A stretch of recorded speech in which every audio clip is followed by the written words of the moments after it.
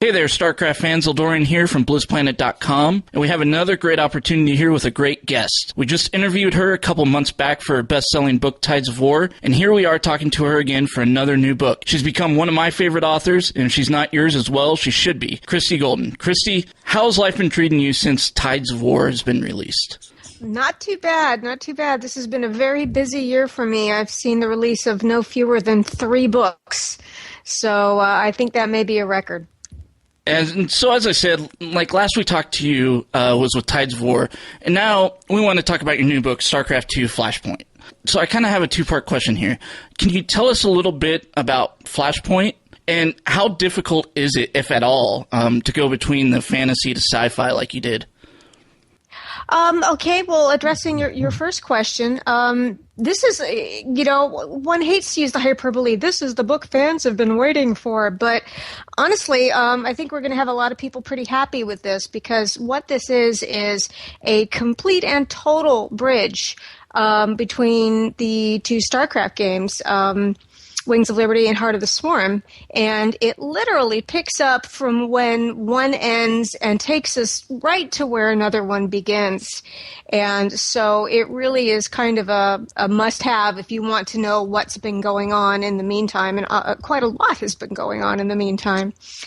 And it's also a chance for the diehard fans to see, as I said on my Facebook page, what happened in those precious, brief 10 days that Jim and Sarah had together before everything exploded, of course. And so it's how their relationship, some of their missions that they went on together, and how their relationship developed. And so it kind of alternates between the present and the past, and how past has colored the present.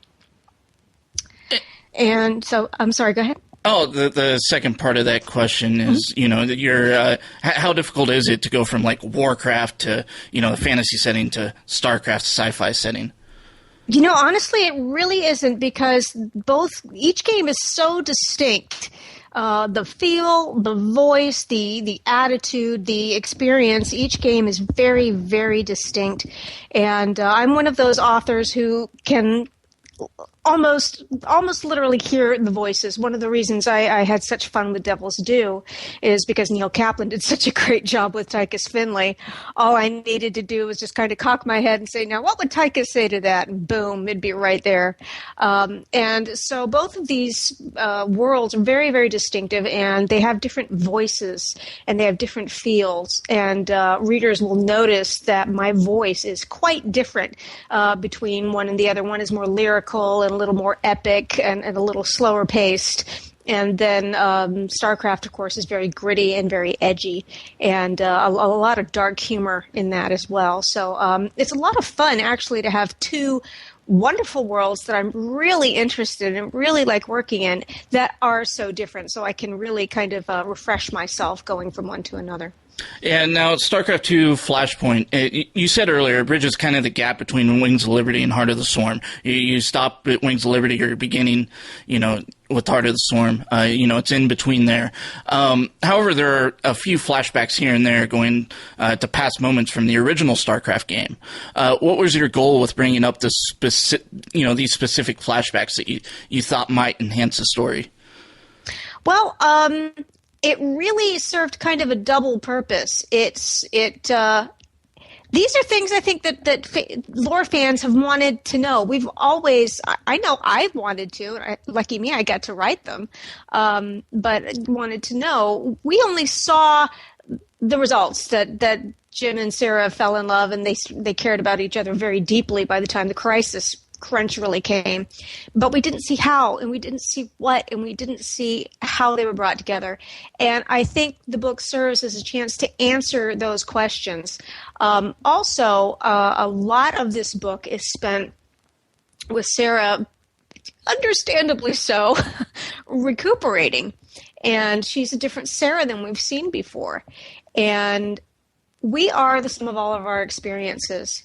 And I think to understand where Sarah is now, and Jim, and where they are now, and how they are with each other, and what steps they take that take them to the end of this book, and the choices that they make there do come from who they were. Who they are is who they were. So it serves a double purpose, I think.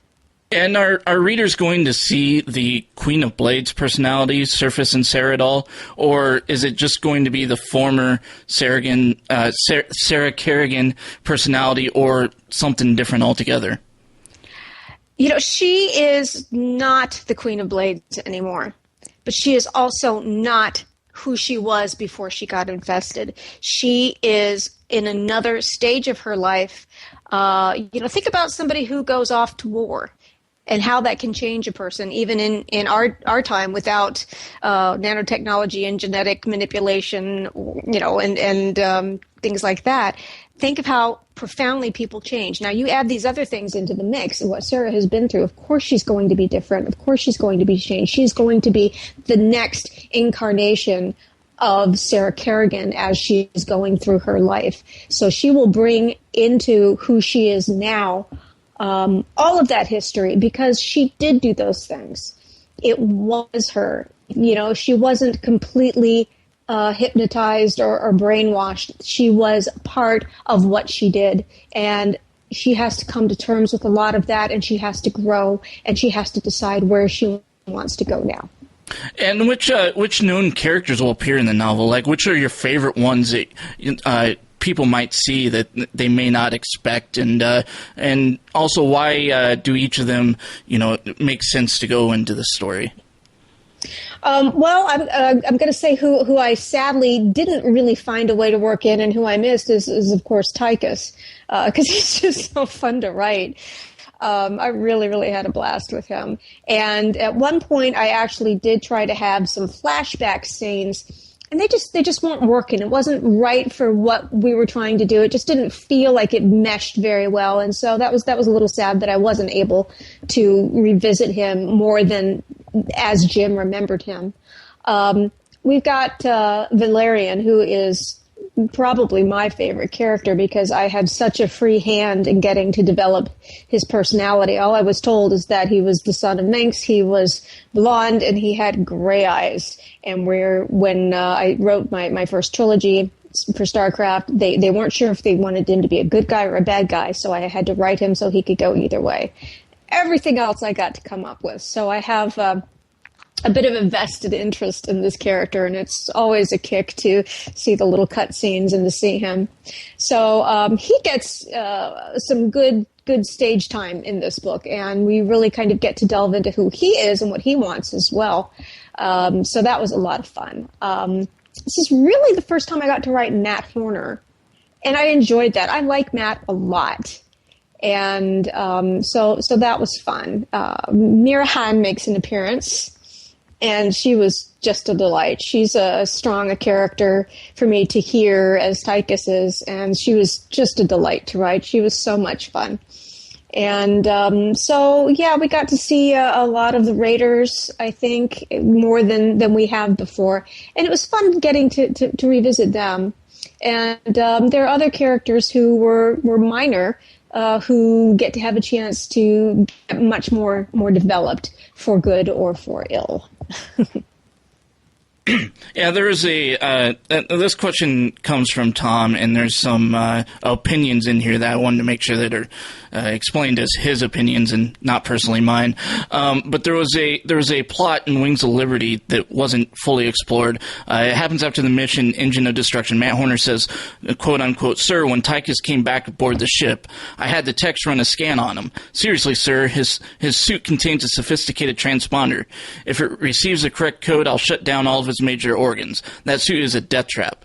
And as Tom says, he'll be honest, during the last cinematic, he thought that Raynor had shot the transponder, scaring Tykus in the process, giving his best friend a new chance to, be free of Minsk and to teach him a trust lesson. Were there different outcomes planned for Tykus with this cliffhanger, or was he meant to die all along? Fans might have wondered whether Tykus died or not.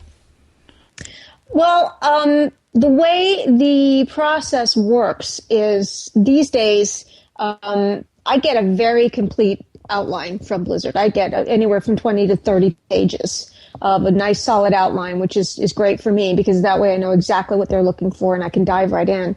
So I don't know what the decision process was about that, whether that was something they did want to originally do and that's why they wrote that bit and then decided not to. All I know is that I got my marching orders, and I think it is definitely very clear that Jim shot Tykus. So that's where we are. Okay, well, I noticed General Horus Warfield didn't appear in the story. It was kind of odd considering he was in Planet Char. What was the process of choosing with the creative team which characters to highlight in the story? As you said earlier, there was some characters you're kind of sad that you didn't get it right about, and some that did. Is that also within that outline that you're giving, or do you have a little bit of liberty with that? This was something that was told to me. I had originally had some ideas of using him and at least having him make an appearance. But it was not really where they wanted to take the story or what they wanted to put the focus on. And so bear in mind that I'm told an awful lot. I mean, I have a whopping NDA that I sign. And at the same time, I'm also told really only what I need to know with each project, because, and that may be because they want to keep things very safe, or they may just not know yet. And I never know which, and so I really can't hazard any guesses as to why they wanted to do that. But it was not something that they wanted to see in this particular book to be addressed. Okay, well, I had another question about this, but I think I'm just going to get the same answer because, yeah.